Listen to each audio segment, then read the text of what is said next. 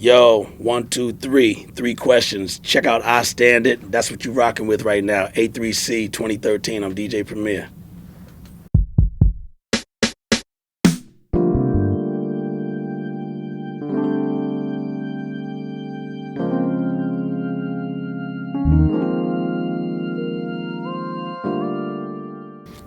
Hey everyone, it's Don Di Napoli, co-founder of iStandards. We are here at the SAE Institute in Atlanta as part of the A3C Hip Hop Festival, and we are here to do 3 questions with the legendary DJ Premier. First question, what was the number one aspect that influenced you to get involved in music? Man, I mean, I'm 47. I was born in 66, so I saw just from my mom, who's an art teacher, she just had everything that was popular in the house as far as music, because she always draw in the house. She used to always make us want to draw, which we didn't want to do. We want to go out and play with our friends, but now that I look back on it, that catapulted me into production, because she's always playing Aretha Franklin, James Brown, Grover Washington, Curtis Mayfield, Al Green, Marvin Gaye, Stevie Wonder. Like, that's around in the house. And then from my era of growing up, there was record players in your house that they say don't touch it, and if you ever grab the record, put your hands on the side. Like, there was rules, or you get your ass beat. Like, seriously, over records.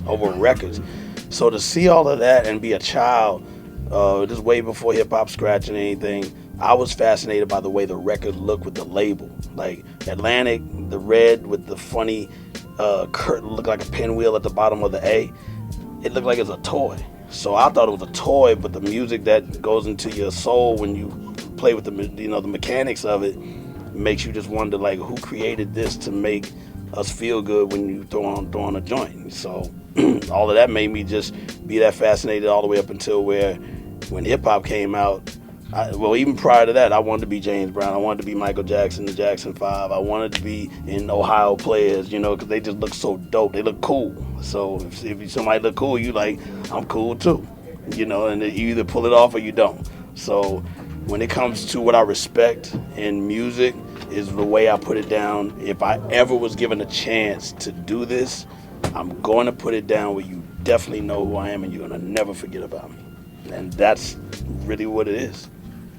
If you could pinpoint one singular aspect that you knew that this was going to be something you were going to do for a career and for the rest of your life to feed yourself and your family, what was that?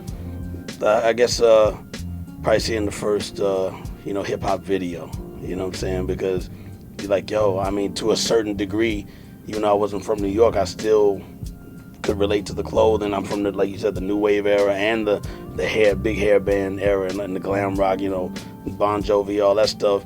But also I was brought up on other generation, like early Prince, before Purple Rain, all that stuff. Like I got to see Prince develop into Purple Rain, where some people don't even know all that. And I respect the history of anything that I came up through. Like that's the most important part is respecting what gave the doors to the key to be open. You know what I'm saying? So I'm from that cloth. That's the way we were all taught. Just like my neighbors used to whip my ass till my parents got home, and then you get another ass whipping. That's normal to me. So my kids will get their ass beat like my parents taught me to get my ass beat. So all of that applies to how you value your job. Like Ilman said, I went through crazy struggles in New York to just get to the point of where I am now, because that's how bad I wanted it. You know what I'm saying? I was like, I gotta get on. My mom's like, you should come home, you have no more money. I'm like, nope. I said, I'm a couple months away, I can feel it. And when I get these instincts, they always work. It works. You saw yourself on TV and you're like, yeah, okay. But you have to follow the vision. If you don't see it, it's not happening. You have to see it and say, yo, I'm gonna be that. If that ain't there, you're not ready.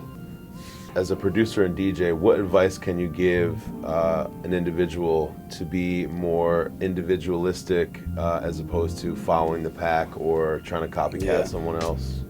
Everything that everybody's doing and it happens in there any year. It doesn't matter. Even though doing hip hop, I like what you said earlier. While you were talking about, it don't sound like the way we used to make it. The stuff we make is still here. You just have to go find it and hunt for it again. And that's how early hip hop was. You had to know where to go. It was almost like a secret. Like, yo, there's a jam Friday.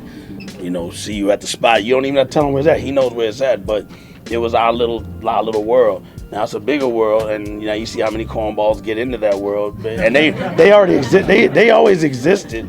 They always existed. It's just now that we have the wrong president, and I don't mean Obama. I'm talking about in hip hop. There's no president gauging the greatness versus the whackness, and that's fine. Let them get theirs. Just keep doing your shit the way you do your shit. I don't change my style just because this new style of rap is popping. If you roll up on me in my car, you'll hear what I bump. And it's dope shit, period. It could be I got Drake's album. I like his album. I'm not gonna make that style, but I bump it for what he is as an artist, and he can rap. He got lyrics. That's why I'm like, why is everybody hating on him for what? Because he's good looking and motherfucker was in Degrassi, big deal. He got joints. Give him his. Just don't make your shit like that.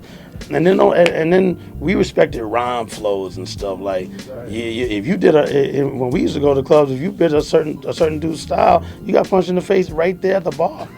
Yo, that was my rhyme style. Pap, like that happened on a regular. So to witness and live that is another reason why I'm like, yo, it has to be preserved by somebody. It ain't gotta be everybody in here, but I'm gonna do it because that's how much I love it. My passion, like he said, it's like a relationship.